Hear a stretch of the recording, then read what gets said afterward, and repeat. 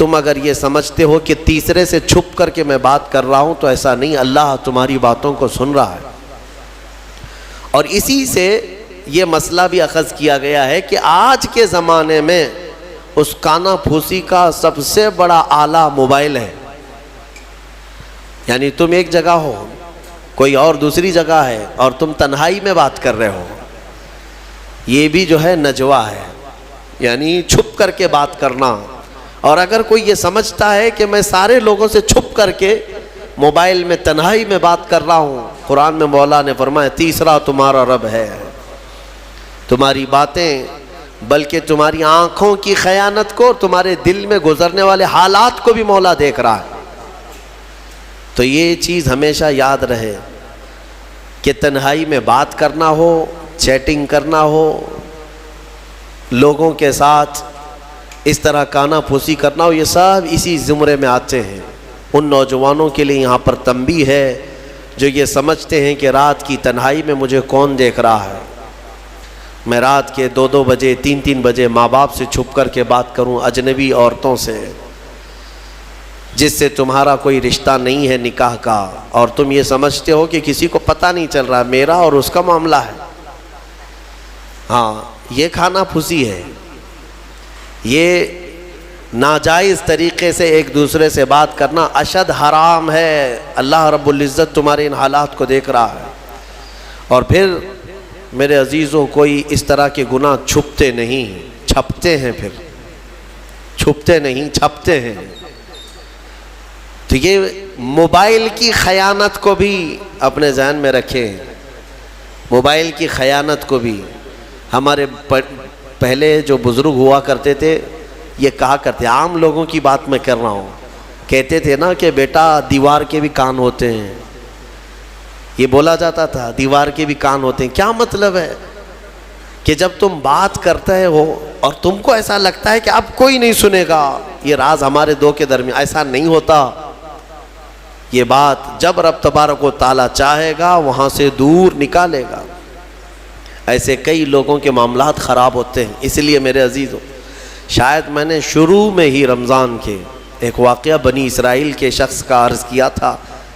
وہ تقریباً 80 سال اپنے صومعہ میں عبادت کرنے والا شخص، 4 بھائی اپنی بہن اس کے حوالے کر کے گئے تھے، ہمارے گھر میں ہماری بہن اکیلی رہتی، آپ اس کی دیکھ بھال کریں۔ اس نے کس بات سے شروع کیا تھا؟ بس اپنے عبادت خانے کے باہر چوکھٹ پر آتا اور اس عورت سے تنہائی میں بات کرتا تھا۔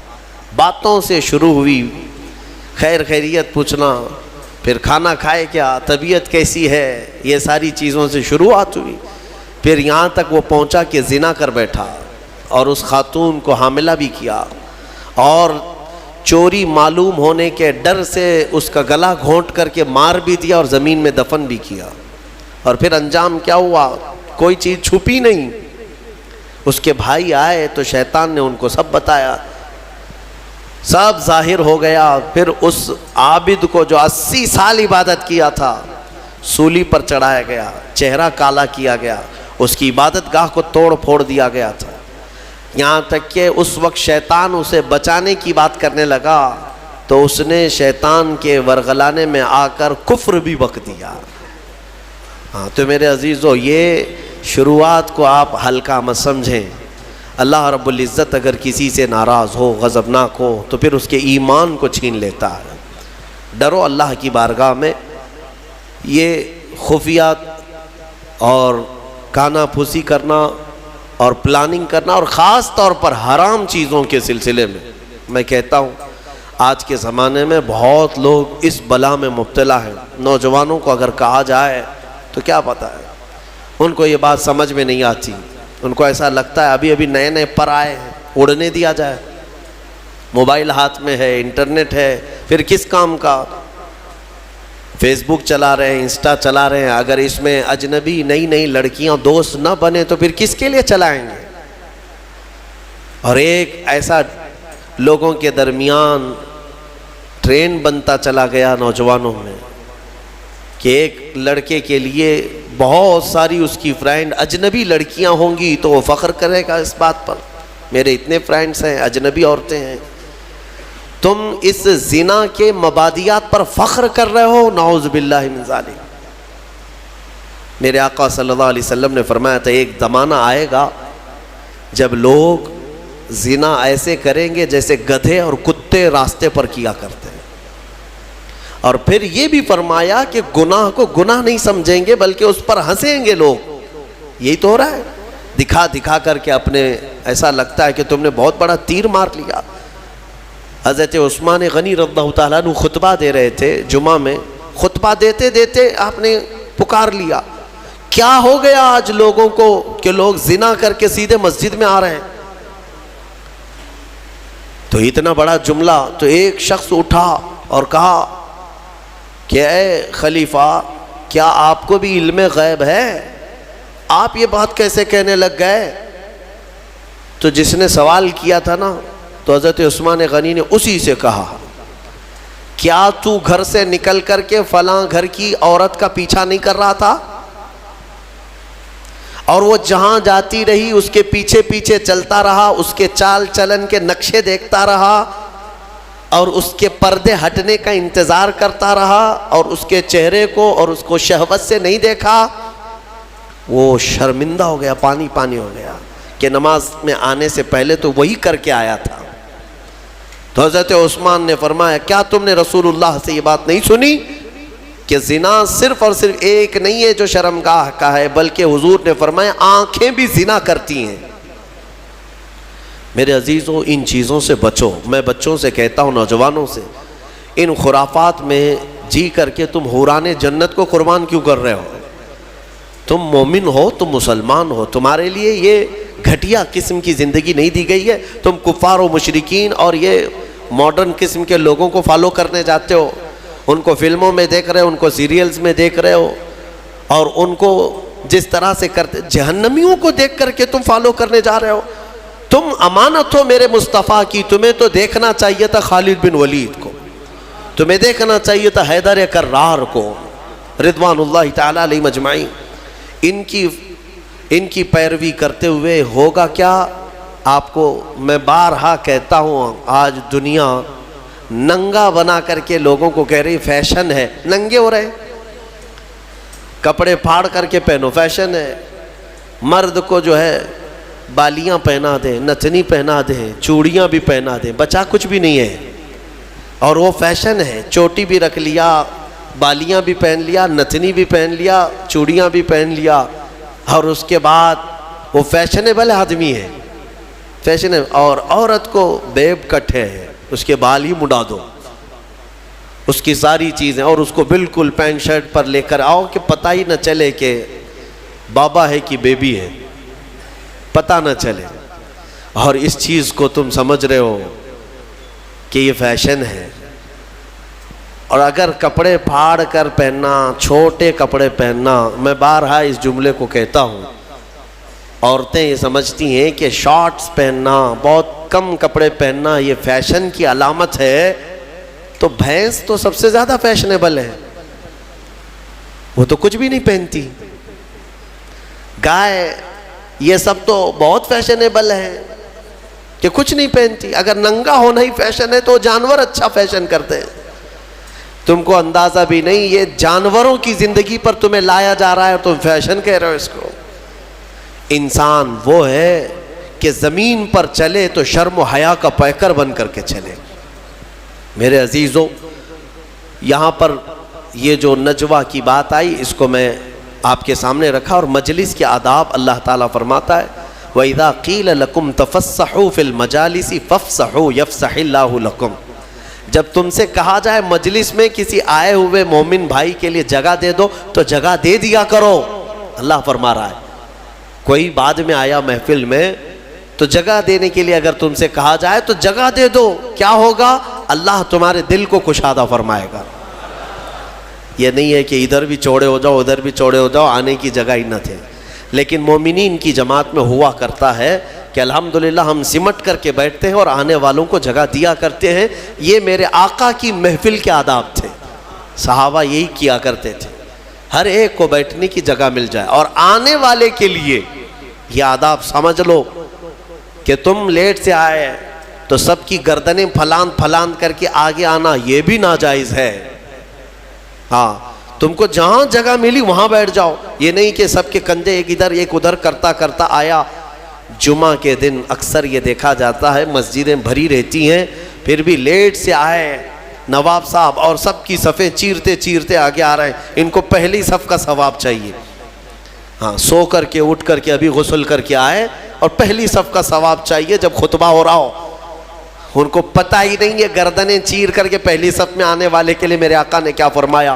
حضور پاک صلی اللہ علیہ وسلم فرماتے ہیں جو اس طرح گردنیں پھلان پھلان کر کے مسجد میں آگے آتا ہے، کل قیامت کے دن وہ اسی طرح اچھلتے اچھلتے دوزخ میں جائے گا، اسی طرح سے کودتے کودتے وہ جہنم میں جائے گا۔ یہ اتنی بڑی وعید ہے یہ۔ ہاں، یہ اور بات ہے کہ دور کھڑا ہو جائے اور امام یا جو ذمہ دار ہے وہ لوگوں سے کہیں کہ آگے اگر جگہ خالی ہے تو اس کو پر کر لیں، پیچھے والوں کو جگہ مل جائے۔ یہ امام اعلان کر سکتا ہے یا جو یہاں پر ہو، لیکن آنے والے کو پیچھے سے یہ اجازت نہیں دی گئی کہ تم سب کی گردنیں ادھر ادھر کرتے ہوئے آؤ۔ وہ تو غلطی اس کی ہے، اتنی دیر سے آیا کیوں؟ یہ مجلس کے آداب ہمیشہ ملحوظ رکھیں، کوئی بھی اس طرح سے جمعہ کی نمازوں میں گردنیں پھلان کر کے مت آؤ، بہت بڑی وعید ہے اس پر، بہت بڑی سزا کی اللہ کے نبی نے وعید سنائی ہے۔ بہرحال ہم نے سورہ حشر بھی تلاوت کی ہے، میں آج گفتگو کو سمیٹتا ہوں۔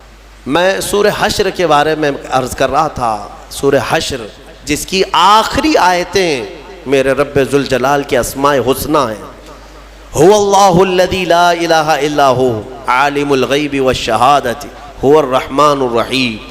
یہ جو 3 آیتیں ہیں اس کی فضیلت میں فرمایا گیا کہ جو یہ رات کو پڑھ کر کے سوئے گا اللہ اسے شہادت کی موت عطا فرمائے گا۔ ہاں، اگر اس کا انتقال اس رات کو ہو گیا تو شہیدوں میں اٹھایا جائے گا۔ یہ آیتیں یاد کر لو، سورہ حشر کی آخری آیتیں ہیں، اس کی بڑی فضیلت ہے۔ اس کے بعد میرے آقا صلی اللہ تعالیٰ علیہ وسلم کے صحابہ کے متعلق اور صحابیات کے متعلق احکامات آئے ہیں سورہ ممتحنہ میں اور سورہ صف میں۔ اللہ تعالیٰ صحابہ کی تعریف میں فرماتا ہے ان اللہ یحب الذین یقاتلون فی سبیلہ صفا کأنہم بنیان مرصوص۔ بے شک اللہ اس جماعت سے بہت محبت کرتا ہے کہ جب وہ اللہ کی راہ میں لڑنے کے لیے صفیں لگاتے ہیں تو ایسے مضبوط کھڑے ہوتے ہیں جیسے سیسا پلائی ہوئی دیوار۔ صف کے نام سے پوری سورہ ہے، یہی صفیں ہیں۔ وہ صحابہ کی صفیں کیسی تھی جن کا ذکر قرآن میں آیا۔ ہاں میرے عزیزوں، ان کو چیر کر کے کوئی جا نہیں سکتا تھا، اتنی مضبوط صفیں ہوتی تھیں۔ آپ اندازہ کرو حضرت عمر فاروق رضی اللہ تعالیٰ عنہ کی شہادت جو ہوئی ہے نا، وہ مسجد نبوی میں ہوئی۔ آپ فجر کی نماز پڑھا رہے تھے، 1 رکعت پڑھا چکے تھے۔ ابو لولو مجوسی یہ آیا، حضرت عمر فاروق رضی اللہ تعالیٰ عنہ سے اسے بغض تھی، بغض اور عداوت تھی، بغض رکھتا تھا، تو اس نے ایک خنجر اپنے جبے میں چھپا کر رکھا تھا اور پہلی صف میں آ کر کھڑا تھا۔ جب حضرت عمر نماز پڑھا رہے تھے، 1 رکعت ہوئی تو پیچھے سے اس نے حملہ کیا۔ وہ خنجر اتنا سخت تھا کہ پیٹھ سے سینے کی طرف باہر آیا اور حضرت عمر مصلی پر گر گئے۔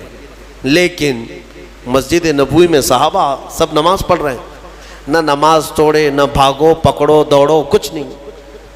حضرت عمر مصلی پر رہے، حضرت عبد الرحمن بن عوف جو پیچھے کھڑے تھے آگے بڑھ گئے اور 1 رکعت آپ نے پڑھائی، کسی نے نماز توڑی نہیں۔ وقت کا خلیفہ زخمی ہوا ہے لیکن صحابہ کی نماز ٹوٹی نہیں۔ آگے بڑھ کر کے حضرت عبد الرحمن بن عوف نے 1 رکعت اور جو بچی تھی کمپلیٹ کروائی۔ سلام پھیرنے کے بعد ارے قاتل جس نے خنجر مارا ابو لولو، سارے صحابہ نماز میں ہیں، وہ تو کب کے بھاگ جاتا، لیکن وہ پہلی صف کو بھی کراس نہیں کر سکا۔ نماز کی پوری حالت ہونے تک صحابہ کی وہ بھاگنے کی ہر ممکن کوشش کرتا رہا لیکن کسی صحابی کی صف توڑ نہیں سکا۔ وہ کیسی صف بناتے ہوں گے؟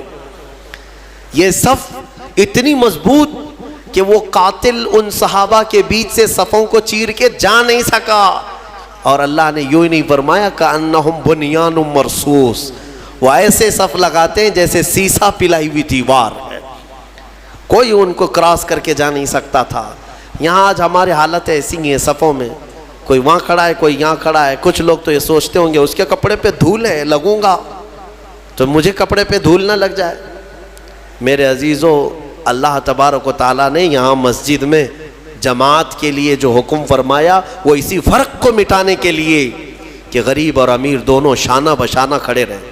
صف میں اس بات کا ہمیشہ اہتمام کرو کہ تمہارا کندھا بازو والے کے کندھے سے لگ جائے، کندھا، یہاں تک کہ حضور پاک صلی اللہ تعالیٰ علیہ وسلم ہر نماز میں رکعت باندھنے سے پہلے حضور یہ اعلان کرتے تھے، استقیموا واستووا واعتدلوا، لوگوں سیدھے ہو جاؤ، صف برابر کر لو، ٹھیک ٹھیک کھڑے ہو جاؤ، وسدوا الخلل، تھوڑی سی بھی اگر جگہ باقی ہے تو پوری کر لو، اس کے بعد اللہ اکبر کہتے تھے۔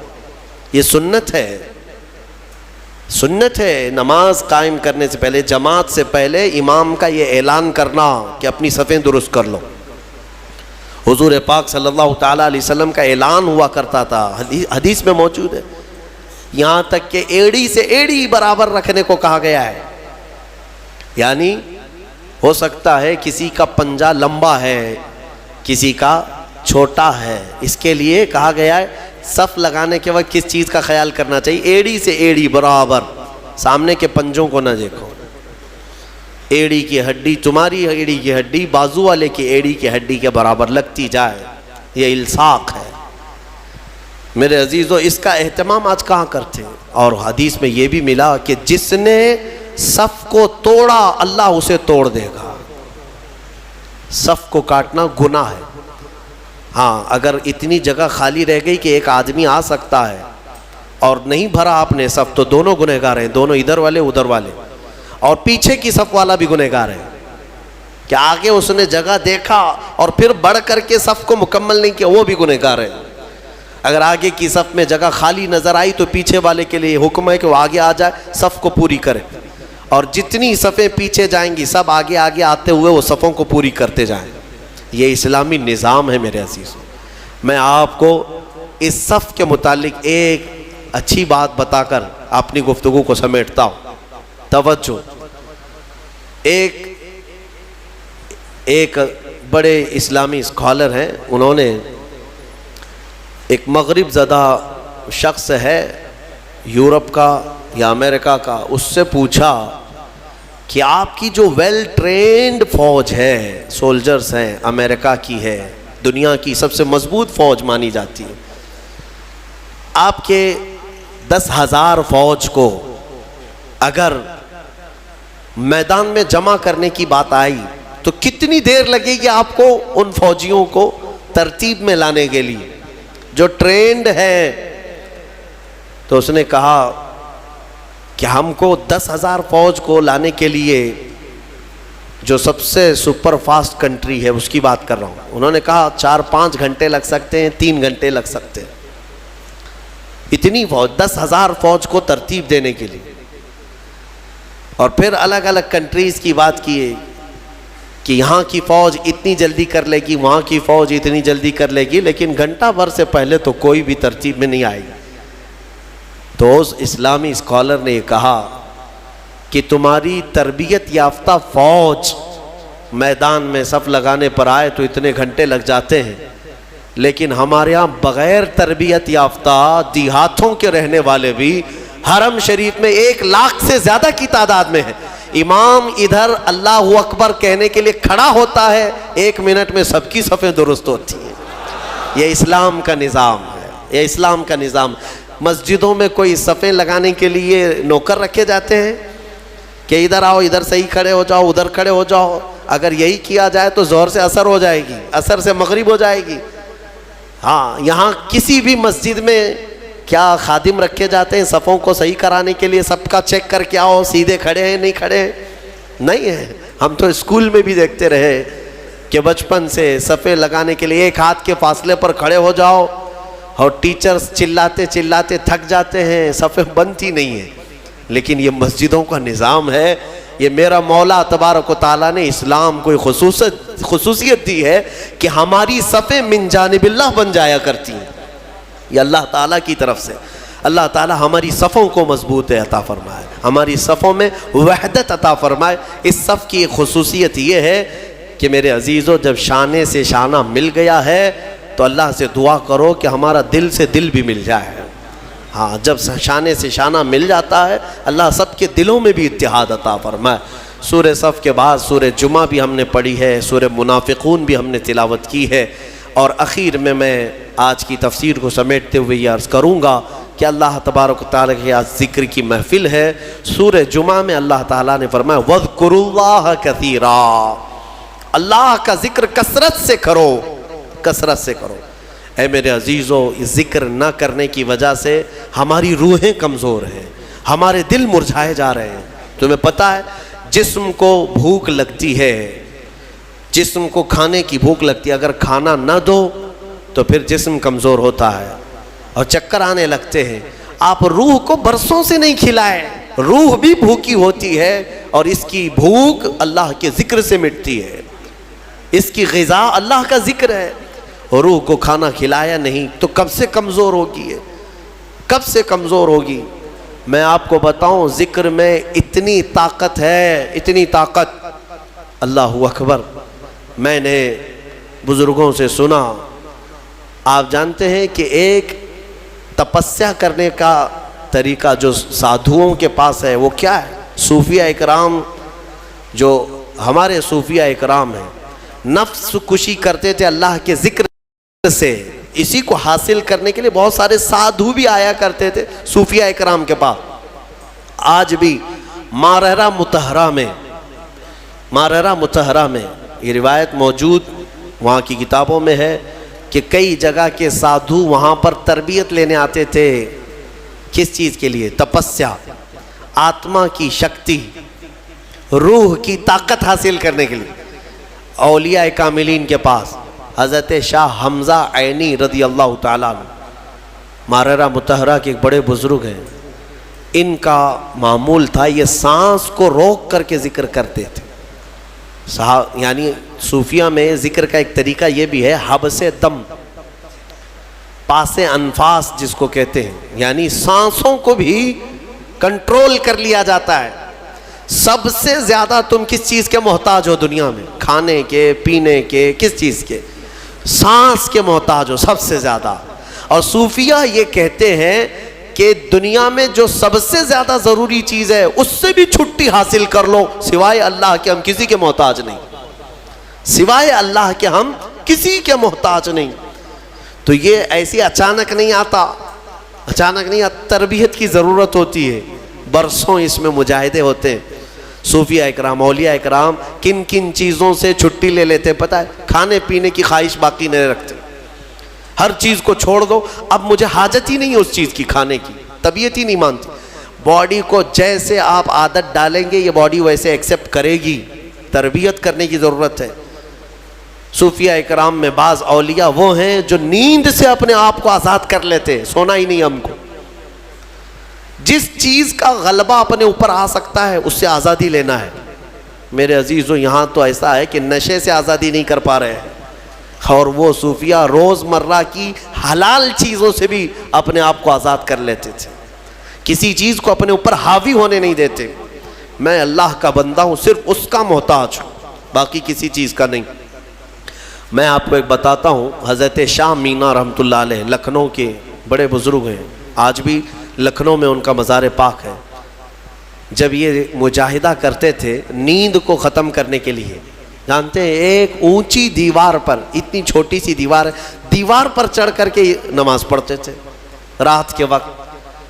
دیوار پر چڑھ کر کے عبادت کرنے کی کیا ضرورت ہے؟